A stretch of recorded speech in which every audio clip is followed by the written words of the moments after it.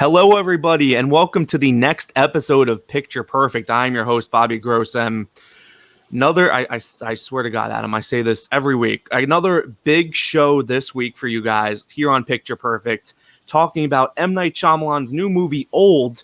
And I thought, I'll bring on a guy who loves horror movies, a guy that I met way before he entered the Schmoedown and took it by storm last year. It's my buddy, Adam Collins. Adam, what is going on, my man? I am here to discuss, future Best Picture nominee and comeback extraordinaires, M. Night Shyamalan's film. It's something, man. It's not anything that I just described, but we're gonna have thoughts. Yeah. And I'll just say this: it's M. Night's movies always conversation starters. Like I'll give him that. You can love his movies, you can hate them, but they're always like good conversation pieces. And we're gonna have a good conversation on this show today. But Adam, dude, I just want to briefly. I haven't talked to you really like this since you joined the Schmoedown. It's been a minute. Went undefeated, won the singles title last year. I mean, just briefly, like, talk about that whole experience, because we met a couple years ago at Mark Ellis's comedy show. We were just online. We sat together for the comedy show and talking movies, but I never in my wildest dreams thought you'd be like a superstar in the Movie Trivia Schmoedown right now. Neither did I. But the thing is, I got into this, Bobby, because I've always been not just a film obsessive, but I've just had a knack for trivia, especially film trivia. And so when I discovered the Schmoedown, it was very much my sport. And it was just about getting an opportunity at the right time and making the most of it. And I took it one match at a time. That was all I could do. That's still what I do. But, it started with Andres. He was this unknown, and I'd heard a lot of things about him, and I just wanted to make sure I got through that first match. That match actually intimidated me more going into it because it was my debut, and I wanted to win. And I felt like if I lost to Roca, no one was going to judge me for that. Yeah. So it was really about getting through that first match. And then when the Roca match happened, it's not that I thought I could go all the way, but I'm like, okay, I can play. Like, yeah. I can play. And then it just one match at a time. And then once I got to Dan, it was very surreal. I regret that it all happened during the pandemic. Yeah. Regret's not the right word. I mean, we really didn't have a choice. But the thing that's great about it is, a lot of people have asked me, I did this AMA on Reddit this weekend. It was a lot of fun. And people were asking me, like, what is it going to be like to go in studio? And, I can only speculate.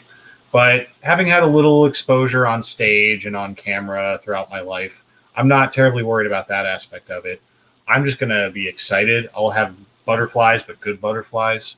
And because I have played a good number of matches at this point, debuting in studio at this point is going to be less intimidating than it would have been if it was my first match ever in studio. That would have been a different story. So there are going to be nerves, but I think they're going to help me. It's just an exciting prospect. Yeah, and we got the New York show coming up in October. So, I mean, it would be unbelievably awesome if you were booked on that show, and we get to hang out like 2 years later, almost to the date, and just like, dude, just see like where you've come. It's just unbelievable. Because I remember like you even talking about it and like asking me if I would ever like be able to compete in the Schmoedown. I'm like, dude, I don't have that kind of retention. I respect the hell out of all you guys. I've had JTE on, Chance on, and they're just my next opponent, JTE. What I mean, not exactly the place to smack talk, because all Pick Perfect guests are more than welcome to just be friends with each other. It's like a community at this point. Oh yeah, don't worry. I'm off the clock here. But I will say that I'm excited to play him. He's a legend in his own right, and he's playing better than he ever has been, and that's the JT 100%. I want to play. Because if I win, it's a well-earned victory. And if he somehow wins, I'll know I've lost to JT at his best because that's what it's going to take. It's going to be a great match. And if I win that and the match after that, then I will be competing for the title in New York. That's the goal. I just got to win 2 matches. That's it. And Christian, I'll tell you this, Bobby, just since we're on the topic. Yeah. He kind of gave me the option of having this mini tourney with JT, Chance, and Snyder. Mm-hmm. Or waiting it out and maybe getting like a one-shot contenders match and then a title shot after that. But I didn't want to wait any longer. I just wanted to get into it, and I wanted a chance to play again because I've been waiting for 4 months to get back into singles, and it's just the most crowded roster we've ever had. And there were a lot of people from last year, veteran players, who, were kind of in line to fight their way to a title shot. So it was just about organizing the schedule. But, I'm really excited to get back into it. So that'll happen in August. I'm loving what you're doing. Just congratulations on all the success. And, it would be super cool to, get together again and hang out in October. Two wins. That's all we need here. 2 wins. But listen, at the end of the day, it's all about movies, right? Movie lovers. Yep. This is what we do. We talk about movies. So every week I ask my guest if they've been watching anything good lately. Not even just movies, any television that you've been watching. Please, the floor is yours. Yeah, well, right before I joined you, I was dipping my toe into the new Masters of the Universe series that a lot of people have been watching this week. I, like many people from our generation, grew up as a big fan of Masters of the Universe, both the cartoon and the toys and the movie with Dolph Lundgren and Frank Langella. I loved all of it. And then they rebooted it in the early 2000s on Cartoon Network, and it was a lot of fun. And this is very much inspired by that. It's a great, hard PG, light PG-13 animated series that I think is doing fun stuff with the property. So I'm watching that.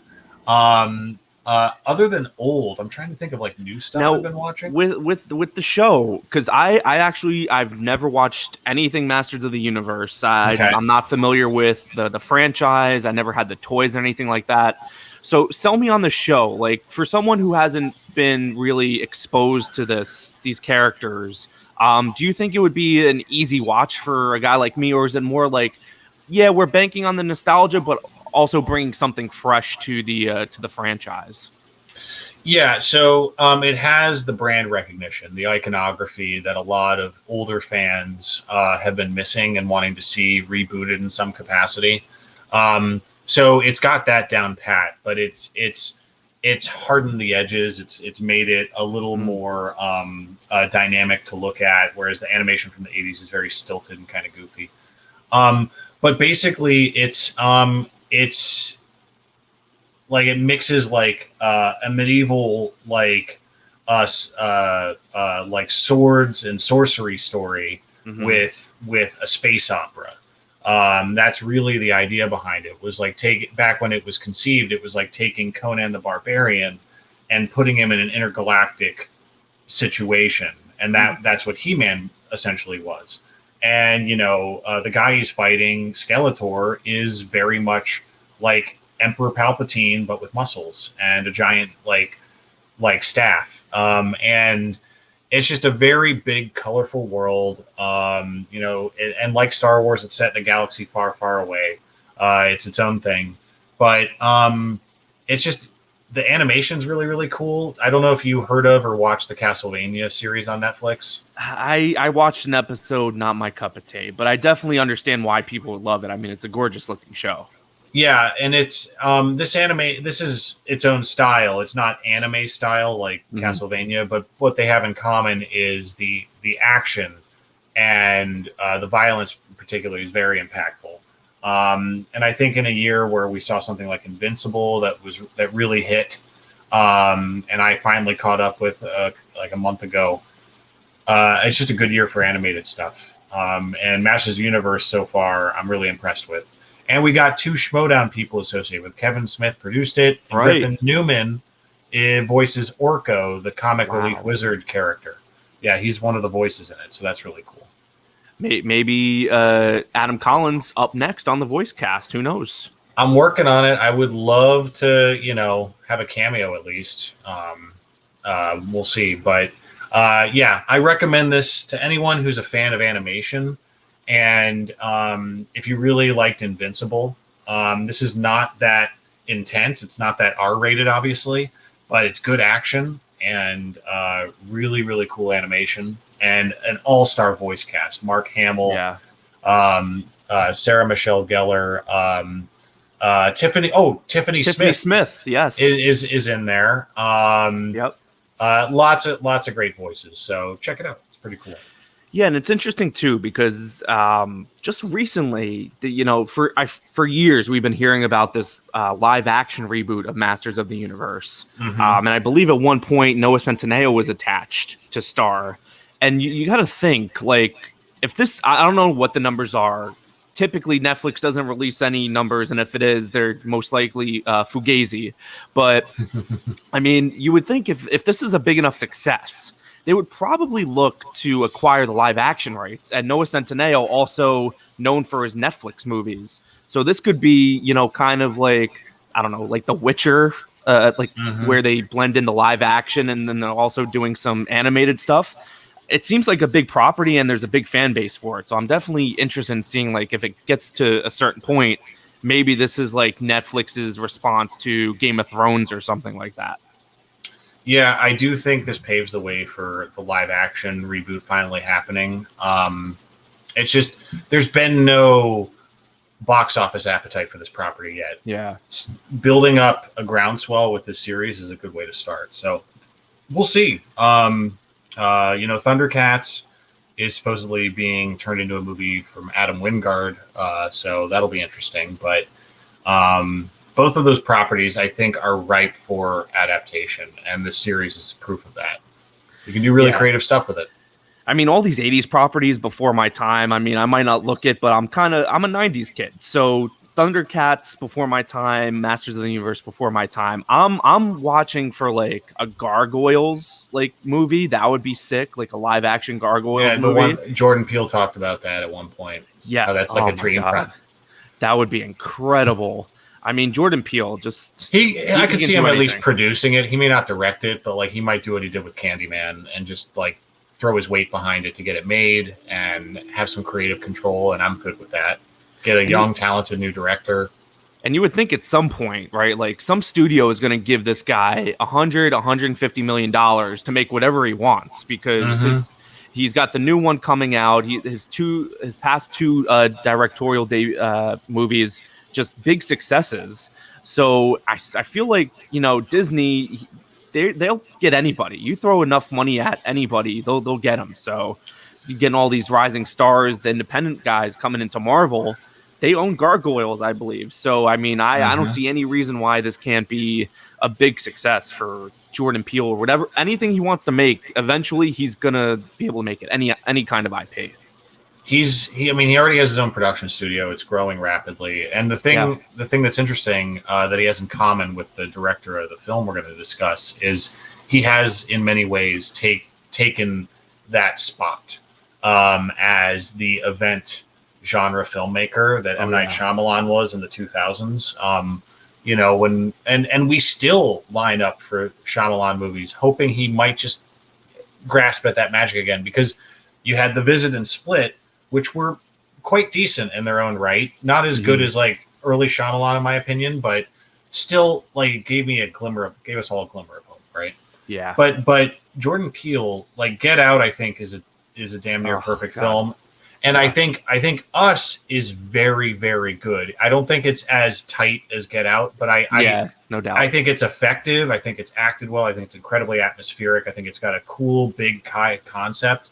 And the thing I love about Jordan Peele is he's just got these Rod Serling, Twilight Zone style storytelling inclinations, and it leads to a lot of excitement. Just that creepy poster he released last week for Nope. I'm in. I literally don't need to see a trailer. Nothing. I would be happy not to see a trailer because I'm so intrigued. That's how I felt about the Us poster when I just saw the scissors for the first time. I'm like, that's all I need. That's all I need. It's very old school. Like posters used to be so simple, and now it's like 10 different faces, produced by Marvel or DC. It's just simplify the posters. Like I mean, you're putting out 3 trailers for each movie anyway. It doesn't really matter because one of those trailers inevitably is going to spoil the movie, which is why I am unsullied on the trailers. Even like when I go to the movies now, I'm either like bringing my AirPods so that I don't listen to them, or I'm going to the concession stand, getting some pretzel bites. You know how it is, Adam. I do. The trailers are so dangerous these days. Like I have to avoid so many of them, and then some I occasionally cannot resist, and I hate myself for it. And I just wish the thing is, trailers like that are not made for, like uber fans and film obsessives like us, because like we can anticipate what those trailers are getting at. We can put together the entire plot from that trailer, whereas like the average film goer will see that trailer and they'll forget literally everything about it except the explosions and the actors. Exactly. And then when they go see the movie, it's a complete surprise to them because they don't retain that information the way hardcore movie fans do. So trailers are incredibly problematic for hardcore movie fans, and it's very frustrating. And when I went and saw Old, I did get sucked into a couple trailers. Thankfully, they weren't very spoiler heavy, but I was still annoyed. Well, it's just like, oh my God, especially, what one really pissed me off earlier this year was In the Heights, because they gave away the entire 96,000 number. It was the whole thing, and trailer, but it was the entire musical number. I had to cover my eyes, I had to shut my ears, like. And by the way, go for the love of God, go see In the Heights, because that's my favorite movie. I did. I saw it in theaters, even though it was available on HBO. I was able to see it in theaters. I'm glad I did. Fantastic. And then caught it again on HBO before it left. And yeah, I think it's definitely in my top tier so far this year for sure. I think it's earned its reputation. It's great. And this was a hell of a week for me watching movies, because I saw 3 new releases. Not to spoil what I thought about Old, but I'll say that far and away better than Old. So the first one is a movie that's been getting a ton of buzz the past couple weeks called Pig. Yeah, I'm going to see it on Wednesday. Oh my God. Or that doesn't really make sense to when the people are hearing this, but I'm going to go see it soon. I'm really excited to see it. So I had AJ Lancaster on the show last week, and he was just gushing about this movie. He said like he bought his whole family tickets to see the movie. He was so emotionally moved by this thing. So I went in with high expectations, and my God, this is I got to shout out this director, Michael Sarnowski. It's his first big feature. I think this might be his actual first feature. And what he does with this movie, because you got Nicolas Cage, right? And Nicolas Cage, he can be a spoof of himself, but also he can play it super straight and bring it. It's very rarely that he does that because, he does the straight to DVD movies and everything like that. So occasionally you'll get something like this in Pig. And from what I could tell, speaking of trailers, I didn't watch the trailer afterwards either. I've avoided this trailer because I've already been sold on the movie. From what I've heard, it's totally mismarketed.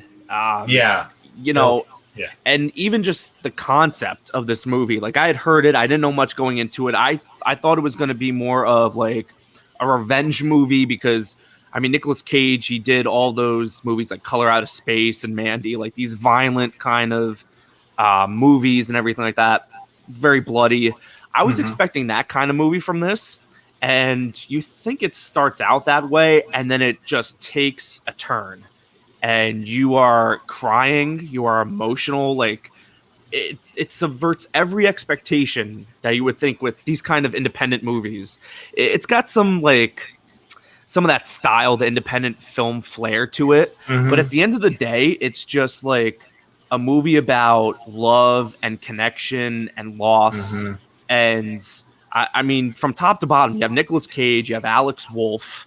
Alex Wolff is working. And he's in these single word title movies too. He's cornered the market on the single word title movies. Hereditary, Pig, Old. You got Adam Arkin, who just doesn't show up in a lot of stuff that I've seen lately, but he's just wow. I mean, this movie it lived up to the expectations. Like it's a great movie. So exciting, and I see that it's only like 90 minutes, and that is a lost art.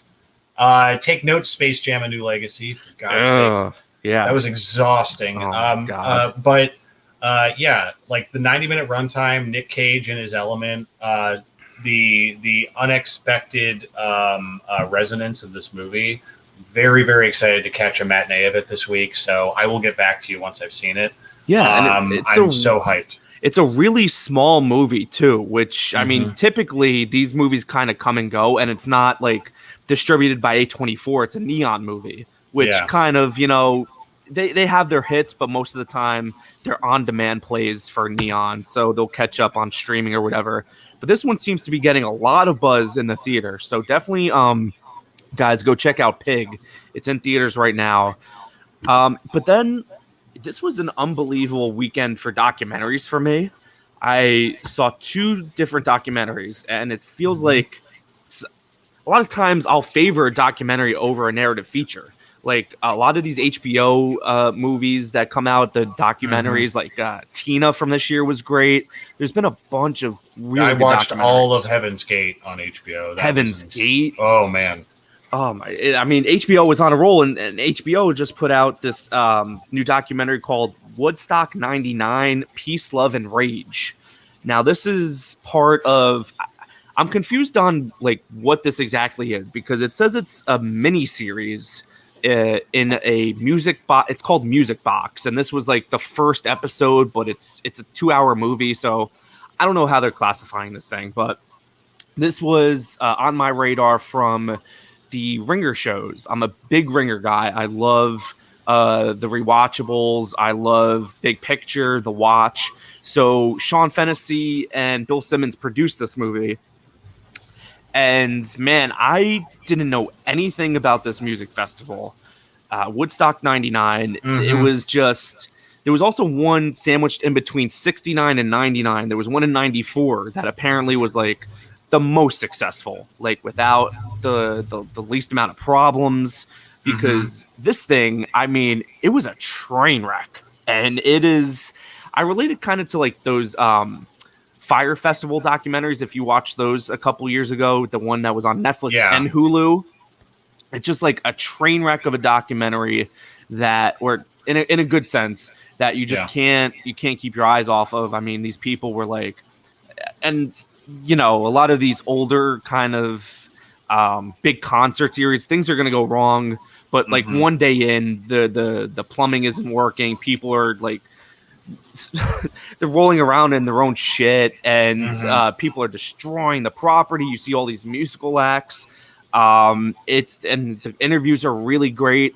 I will say they do politicize it a little bit too much, but you get like so much entertainment out of this thing from the music, from the interviews, the amount of home video that they have, and there's just one like through line throughout this movie that kind of just wrecks you by the end.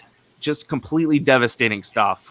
It's on HBO Max right now. Woodstock 99, Peace, Love, and Rage, part of the Music Box series. I would definitely recommend that one, Adam, because I mean, if you love that kind of music, like that, like late 90s, Limp Bizkit, and Creed was there, Red Hot Chili Peppers, it was unbelievable.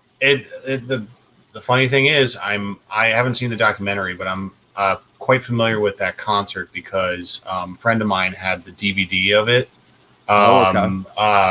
Like back in the 2000s, it was like they put out all the performances on a DVD. And so we watched it a lot, and just the DVD of the music is pretty great. Yeah. But then after that, over the next few years, it started to come to light all the things that had happened there, not just the problems they had with the planning, but with basically criminal acts that were happening, acts of sexual assault, a lot of sexual assault. and it's horrifying. Now with the '94 one, I'd be fascinated to learn more. But the reason I know about the '94 one is because one of my favorite bands, Blind Melon, played there. Oh, okay. And I've seen that performance a number of times, just because I've watched all their live stuff over and over again. So I will check it out. I would like to learn more. That's cool. Yeah, and we've got we've got plenty of documentaries for 69. We've got this one for 99. I feel like if one doesn't happen for 94, it might just be because it was just too well run. Like there was no drama within the whole. I mean, this thing was an abomination. It is so good. And the other documentary I saw, I actually double featured it today. Before Old is Roadrunner, which is the Anthony Bourdain documentary, and just full disclosure, I don't know anything about Anthony Bourdain going into this. I wasn't really familiar with his show, his book Kitchen Confidential, which was like a huge thing at the time, bestseller, and man, this just like it brought it. Morgan Neville, who directed Won't You Be My Neighbor from a few years ago. Mm-hmm. I mean, it is just, it kind of just floored me. And right before Old, too. So maybe that's why I didn't, my expectations, I was coming off a high from Roadrunner, and then Old just brought me pretty down. Not all the way down, but pretty down. But, I mean, this just, like, it gets all the footage from his travel shows and the interviews with his friends, his ex-wife. I mean, I kind of, have the feeling of going back and watching all of his old stuff because, at a point, it's a cooking show, it's a food show, but it from what I gathered from here, it's more about, going into these countries that are, you see it on the news, it's all war and fighting and death, but then you humanize these people, and he got to know these people, and it was just, it just blew me away. And this was also, weirdly enough, the title card had HBO Max original on it, but it's not on HBO Max. So I don't know if I've never heard of that before, because I assumed that all the originals go right onto the service. Where'd you see it? In theaters. It was in theaters. Well, yeah, it'll end up. They might just be putting it on a limited run right now. Yeah. And it was actually the most, there hasn't been that many movies this year, but it was the most successful financially limited release of the year so far. It made almost $2 million a couple of weekends ago in its debut. People and this theater was kind of halfway full, which was surprising for a documentary. But I mean, I'm just loving all these documentaries. He had a wide audience, and his death really impacted the people who followed his career, because he had a very disarming approach to what he did, and he had a lot of perspective on things given how much he traveled, and he just was very, very direct, and that's why people engage with him. And I'm sure the documentary is great. Yeah. He's a very interesting person, and it's I wasn't like necessarily like a dedicated fan of his or anything when he passed away, but I was saddened by it because I just knew he was so alive. But obviously everyone has their demons, and I'm sure the documentary explores that. Yeah, he talks about he was a heroin addict in the 80s, and then and they say it in this documentary, this one guy who he was friends with, he said, I've never met someone who quit heroin cold turkey and never went back, because once he quit, but it was more like mental illness stuff, and you kind of see him spiral, and it's very sad. The first hour is, kind of generic documentary stuff. It goes through what he was doing, and then the second half of the movie is really all about him and dealing with his family and divorce, and it's an unbelievable documentary. It's honestly right behind In the Heights for my favorite movie of the year. Both this one and Woodstock right now are top 5 for me. So definitely, guys, go check out these documentaries. It's truly, the past few years, unbelievable time for documentaries, which is great. Netflix, HBO Max, Hulu, they all have great documentaries. So go check these out. But let's get into old. So we're gonna do a non-spoiler and a spoiler section. And Adam, you briefly touched upon this. I just want to get your overall feelings about M. Night. Like, where are you with him? Because he kind of made a comeback with The Visit, and really it wasn't until his next movie, Split, that it was like, whoa, this guy is kind of back. You know, he had that kind of run where it just wasn't working for him. He wasn't making anything after like Avatar. It just got real bad for him. But where are you with M. Night? Because I know you're a big horror guy. Yeah, well, M. Night, even like if you go back to The Sixth Sense, I think The Sixth Sense is, you know, a very good movie, and I have no problem with it having a firm place in history. I also am a fan of Signs. That's the one I rewatch the most of his because I genuinely enjoy watching it. I like the personalities of the characters. And contrary to, you know, the popular complaint, the whole ending and the argument, we can talk about the ending of Signs, right? Yeah, of course. Of course. Okay. So like the whole, like, the complaint that annoys me about Signs, and I'm sorry if you share this opinion, but it bothers me when people say, well, why would the aliens come to a planet with water on? Like, why would we go to the moon? There's no atmosphere. Why would we want to go to Mars? We can't breathe there. Like, at least the aliens can breathe on the planet. They just got to avoid waters. It's worth a shot. It's worth coming to check it out, right? I'm with you. Like, I really like Signs. Signs is the one I rewatched the most. Sixth Sense after that. Unbreakable I enjoy. But yeah, he's had so many ups and downs, and so I wouldn't call myself a hardcore fan, but I will always see his movies at least once, unless they're The Last Airbender. I still need to see that. Haven't brought myself to do that yet. I've missed a lot of his movies, mostly like his low stuff, like The Happening and Avatar and Lady in the Water. I haven't seen, but his highs are so high for me. I mean, Unbreakable is my favorite. I love Unbreakable. I think I mentioned this last week, or maybe I said it to AJ off the air, but me and my buddy Mike Batista, who was on the show a couple weeks ago, we actually went to the Alamo Drafthouse in Brooklyn last January, I think it was, or 2 Januaries ago. I don't even know what is time anymore. But we went and saw the Unbreakable trilogy, and this was before Glass was released. So we actually saw Glass like a week and a half early. Okay. And M. Night was there, and he couldn't have been a nicer guy. Like, he was just, there was a Q&A. He was very, very pleasant with everyone.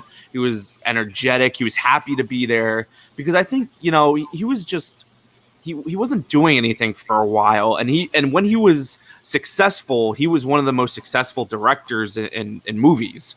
And it just came right back down for him. So I think with Split, it was like, okay, he kindly felt it coming back again. It was coming around.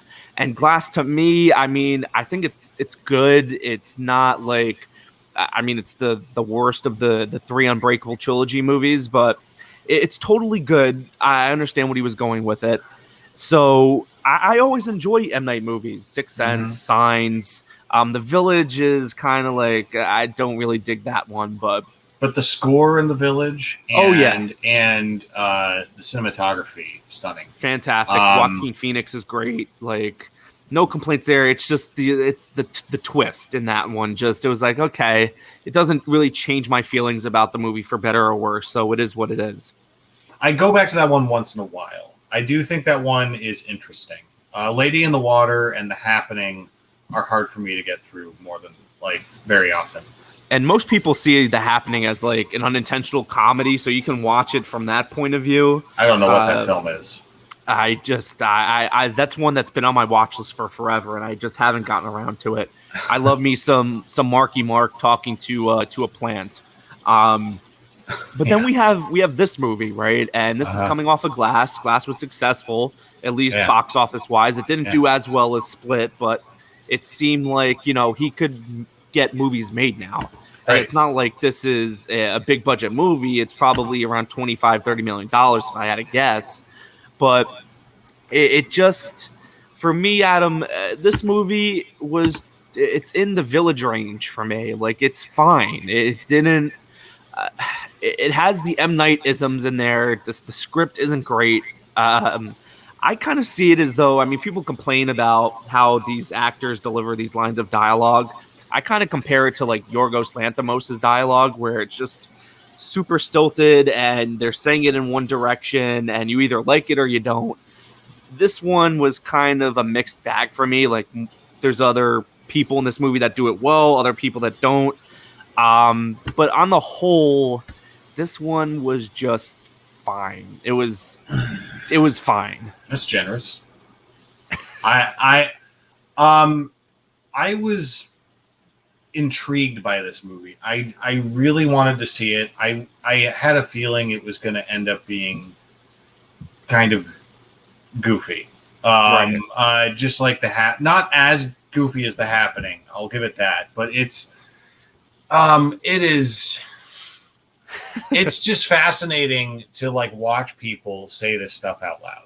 Like, it's not as bad as like The Room or Troll 2, but it's maybe a few cuts above that. Some of the things these people are saying, and then just characters literally going around and asking other random characters questions so that they'll give them exposition, and then they just walk away. Like, it's efficient. It's an efficient way to set up the stakes and the story, but it's very, very awkward. And it's really, really funny hearing these actors, many of them very talented, for saying this stuff out loud. And when we get into a spoiler section, I can't wait to like paraphrase some of the quotes I remember, because oof, there's some stuff they say in this that is just so funny. I think it's just an M. Night thing at this point, right? It's in all of his movies, even the best ones. Well, I think Split is sharper than this, and The Visit. I think they're both written sharper than this. I don't know. I mean, for most of Split, to be fair, it's like, what is going on? There's very limited characters. This one, there's a good 10 or so characters that you're with on this island. So, and these random like side chats that they have is just, it's like they're constantly telling each other their profession. There's a big obsession with profession in this movie. Yeah. Which is just like, whether people are being asked about it or not. I am a nurse. I am a therapist. It's pretty cool. What I don't mean that literally. But what I love about characters in the background in this movie is when M. Night doesn't know what to do with a character who's not talking, he literally is just putting that actor like off in the background, like staring into oblivion, like a video game character who's fallen asleep, or is just like meant to stand in one spot so they're out of the, like a Skyrim character that's just stands on the porch for days on end and doesn't do anything. Like, it looks like that's what's happening with characters when he doesn't know what to do with them.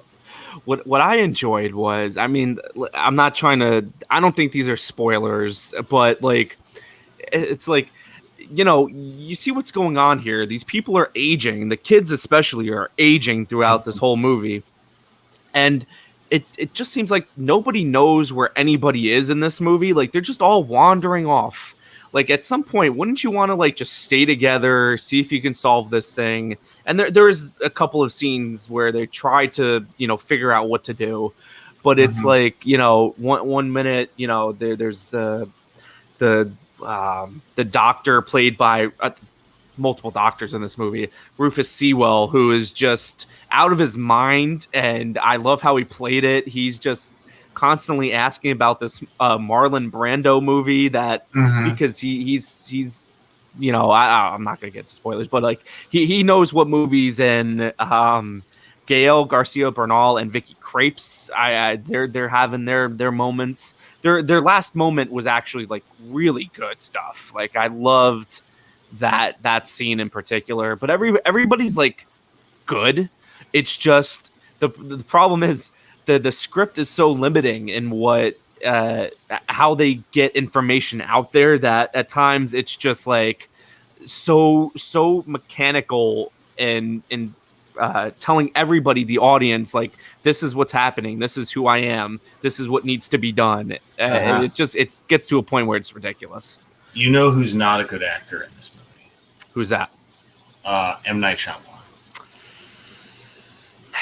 Yeah, he's whenever he has excessive screen time in his movies, I start checking out. I just don't.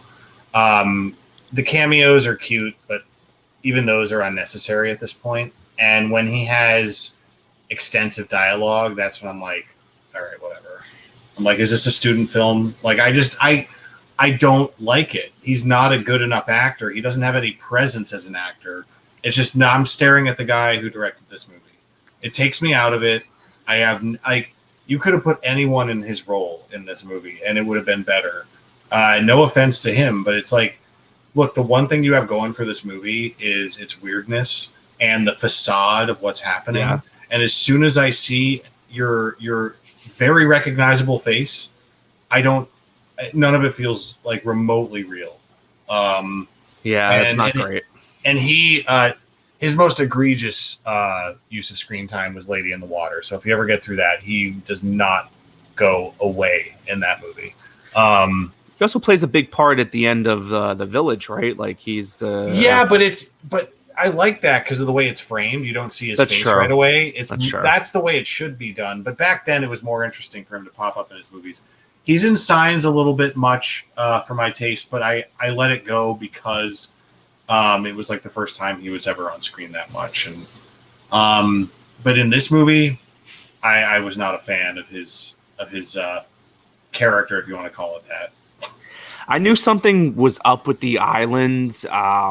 You kind of get the sense that something's going on here because, listen, M. Night, for all of his faults, I think one of his positives is that, well, people perceive him as just like a twist guy, right? And he really isn't. Like he has twists here and there, but I wouldn't characterize him. It's not like every movie has a twist.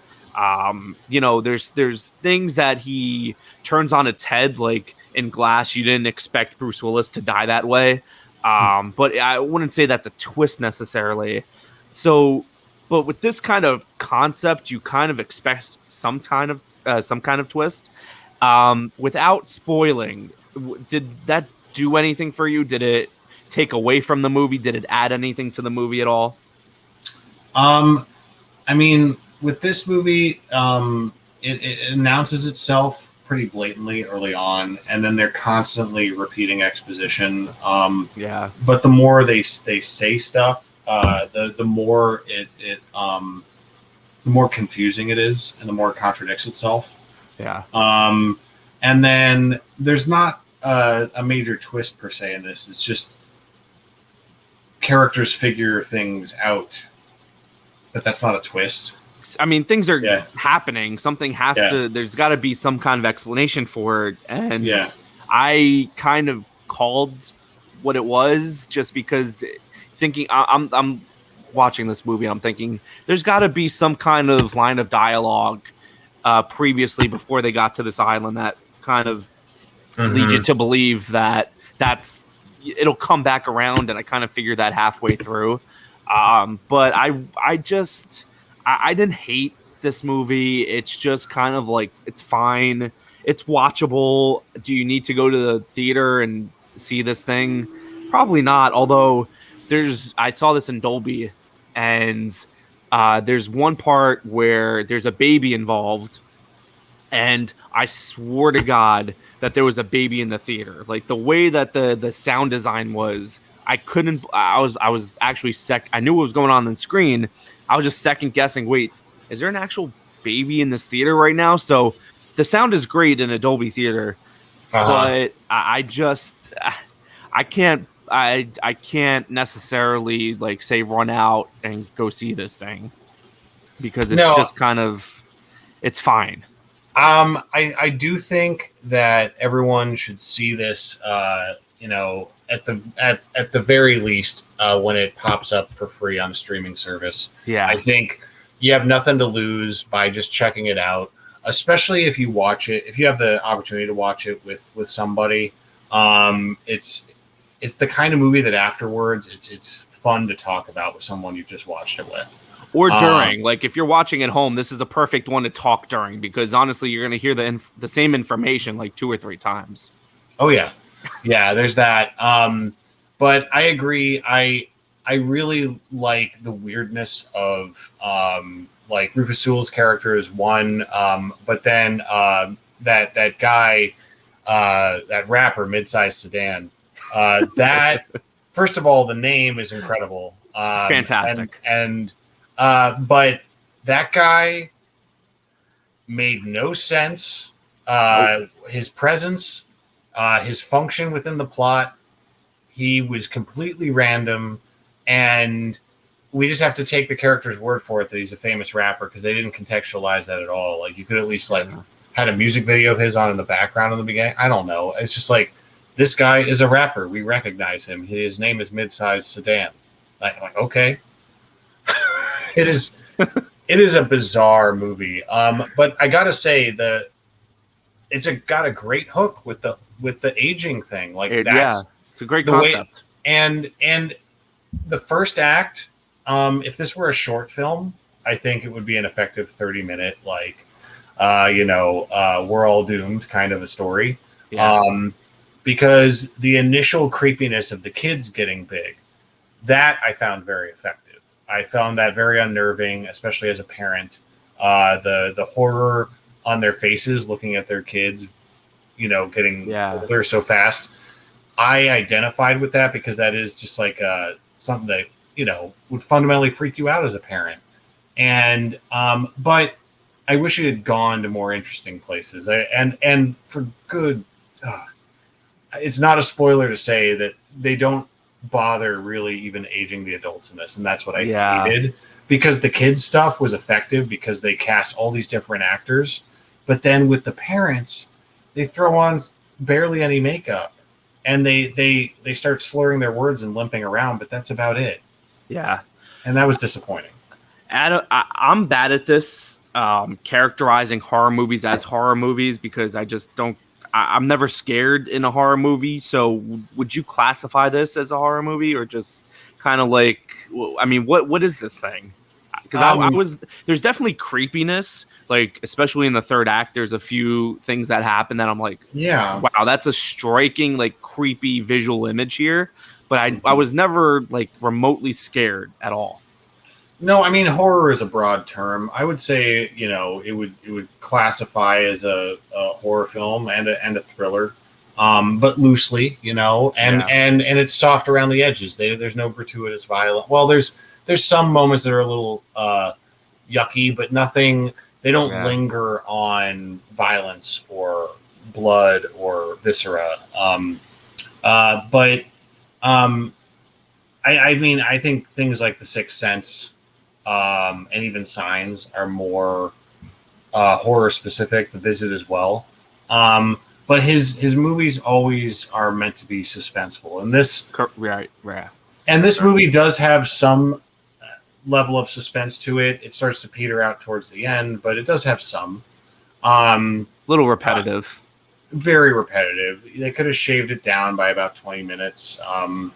Night is like Tyler Perry in the sense that he is a good, like, Tyler Perry's movies, people make fun of them, but like if you actually go through his movies, he's got like good bones to his stories. It's just he writes this stuff and directs it single-handedly like M. Night does, and no one gets to like intervene and be like, all right, maybe we cut out this subplot and tighten it down to 100 minutes so it's not 2.5 hours. This comedy with Medea in it doesn't need to be 2.5 hours. M. Night just needs to be more collaborative. And he's done that once or twice in the past, but not truly in the sense, like, if he would just open himself up to some script doctors and people like allowing some new ideas, I think the concepts behind all of his movies, I think, are quite sound. He just needs some help. Yeah. He needs some help. Adam, let's just get into spoilers, because there's a lot of things. I'm surprised we talked non-spoiler for that long, because there's just like, how do you talk about this movie without just I don't know. Take it away, Adam. Like, what was the most egregious things that you saw in this movie? For me, that whole baby storyline, like, so they're still, and they play it this way, that these kids, they're getting older, but they still kind of had the mindset of like a 5 or 6 year old. But then, like, the Alex Wolff character and Abby Lee, I think her name is, the actress, they grow up and they're like only like 14 or 15 years old. They still have this mindset of a 6-year-old, but then they have sex and she gets immediately pregnant, loses the baby, and then she carries around the bones of the kid for a while there. Like, did that really need to be in this movie? There's a lot that didn't need to be in this movie. That's a fair point. You know, I wasn't crazy about that. But honestly, it just all bled together to me. Like, at that point, like, I was like, okay, so that's happening now. Sure. Like, is it gonna have any real impact on the story? Has anything had any real impact on the story? And the contradictions were driving me crazy. You know, like, people heal really fast when they get cut. Okay. But what happens with the mother, you know, with her tumor growing, that was so dumb, because if her tumor had grown that fast, her body would have been depleted of most of its cells. It would have shriveled. She would have fallen over dead if her tumor had gotten that big. And then they're able to remove it, and she can, like, hang in for a little while after that. That doesn't make any sense when later she uses the rusty knife to poison Rufus Sewell's character. And then yes, go ahead. And then she says, "Rust is poison to your bloodstream." It's like, thanks. Telling a doctor that, like, as if he didn't know. She's involved with like a museum, or she's a curator or something like that. She keeps telling us throughout this movie, and then she explains to a doctor what a rusty knife can do if you're cut with it. I was just, oh my god. What is? Yeah, I don't understand the whole passage of time thing with the objects, because, well, unless they literally have just been sitting there for a long time, because they established that, like, inorganic matter or dead matter doesn't age. Only organic cells age. Right. So why would things rust faster? Although, to be fair, this was like the 70th group or something like that. So it could have been there. That was just in real time that it got rusty, and that's fine. But I feel like that stuff was set up to make us think that, like, that, to give us a glimpse of the passage of time. Like, look at all this old crap buried in the sand. Yeah. But then it just ends up like, no, it was just old crap buried in the sand that was in there in real time. Okay. There are all these details that are misleading and then end up not meaning anything, and you try and piece it together like it's going to matter. And I can see this movie, like, maintaining an audience like The Happening does for the wrong reasons going forward. So. But it's a very silly film with a good initial concept that doesn't really go anywhere meaningful. And the other thing that really bothered me about the ending, since we can talk spoilers, is there's no need for this lab in the name of science is sacrificing these families who have all these different illnesses to this time passage island. Why do they have to wipe out entire families? And why wouldn't you just do an outreach to people who are already terminally ill, who are going to die anyway, who would be interested in doing these kind of trials? You know, you would be able to find volunteers. And you might even be able to save some of those people who volunteer for the trials. But in a lot of cases, many of them, you know, like they might die faster on that island than they would if they weren't on there, but they at that point might be willing, you know. I'm just saying, why would you assume that you just need to kidnap people and put them in this situation with children? That's so gratuitous and diabolical, and they don't get a pass of doing it in the name of science. I don't buy into it. I don't believe it because there's so many alternatives.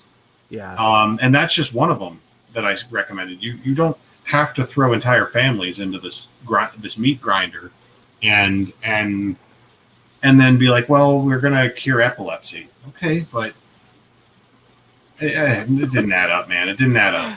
What was so can you explain to me at all what was going on with Mid-Size Sedan in this movie? Because so he presumably was there for almost a full day. And they make the comment, I think he was only there just to make the joke of black don't crack. Yeah. Like, I think that was like the whole big payoff of it, because otherwise, because his character was just not really doing anything. It just didn't make sense. Yeah, the thing about Mid-Size Sedan is, you know, I feel like he was there to set up some element of mystery, which initially he did. Like, he was very mysterious. But again, did not go anywhere. I just kept laughing every time they said his name. And Rufus Sewell just like gave him the stink eye the whole movie, and you know, ends up being the means of his demise. I felt horrible for Mid-Size Sedan in the end because he just ended up like hitting it off with this woman to go to this beach. I know. Why, like, and I don't understand why when the family arrives, he just sits there forever and like barely talks to them. It's like, wouldn't you want to like let them know what's going on and not like let them figure it out for themselves? Like, what the hell? I just love how random it is, but that doesn't mean it was a good choice to have the character in there. It's just, it's funny, but that's all this movie has going for it. It's funny and peculiar. That's about it. I mean, if he's such a big shot rapper, wouldn't there be something in the news that this guy would be missing? I mean, it's just presumably, let's just say that he was there only for like a day, right? Maybe that doesn't raise a red flag, but even if the ending doesn't go down as it goes down, wouldn't it just come back to those people making all the medicine anyway? Because I'm sure there's a paper trail of him going to this island, and then all of a sudden he disappears, never to be seen again. Like, yeah. But again, they don't really establish what is going on with him and how big of a rapper he is or anything. A celebrity like would be a bad choice, but right. The doctor also was like the head of his hospital or something, so they would miss him. You know, like it does not add up. It would be a really fun, like a lot of these half-baked Shyamalan movies, it'd be a fun, like, modern Twilight Zone episode. Yeah. Or Black Mirror, you know. And like you said, great concept. The execution could have just been better. If you don't take this movie seriously, I think you'll have a good time with it. But if you're looking for any kind of logic or any memorable lines in a positive way of dialogue that isn't just like, what the hell did he just say, or what the hell did she just say? Yeah. This probably isn't the movie for you, but listen, I kind of figured that this was going to be a silly movie just because it's M. Night. It's a cool concept, but I don't necessarily think that M. Night is a Jordan Peele where he can, you know, put in some social commentary in this thing or any kind of... I don't know what this movie's trying to say. I have no clue. I honestly don't. It says one thing in the beginning, one thing in the middle, one thing at the end, and then it has a tag scene that is completely pointless. So was there? I didn't see that. Well, no. I mean, okay. It could have been a mid-credit scene, but like it ends and then they cut to another random scene in the helicopter. I thought it was done. And there's no point. Well, that scene that struck me like a tag. Like he just had this extra scene in the helicopter and he just put it back in for no reason. Yeah, it was. It's not the worst thing I've ever seen, but it's not great. It's no Space Jam: A New Legacy. I think I actually like it better than Space Jam: A New Legacy, but that's just me. Space Jam, you should have been on last week, Adam. That thing was an abomination. I don't know if I would have wanted to talk out loud about it for that long. And you gotta go back to last week's episode. AJ Lancaster's out of his goddamn mind about what he thinks about that movie.